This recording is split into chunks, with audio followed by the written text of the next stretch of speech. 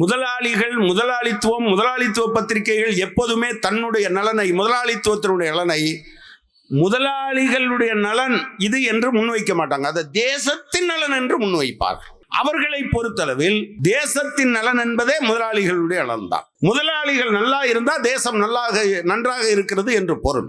நாம் அதை ஏற்கவில்லை. 12 மணி நேரம் வேலை பார்க்கலாம், 14 மணி நேரம் வேலை பார்க்கலாம் என்ற போது கம்பீரமாக சொல்லுவேன். ஒரு அமைச்சர் என்னட்ட பேசும்போது சொன்னார், ஆட்டுக்கு வாழை அளந்தான் வச்சிருக்காங்க, 2 எம்எல்ஏ இருக்கையிலேயே இந்த வரத்து வர்றீங்களே, நீ உங்களுக்கு கூட கொஞ்சம் பேர் இருந்தா நீங்க என்ன வரத்து வருவீங்கன்னு கேட்டார். நான் சொன்னேன், அந்த 2 எம்எல்ஏவும் கூட உங்க ஆதரவோட, திமுக ஆதரவோடு தான் வந்தோம்.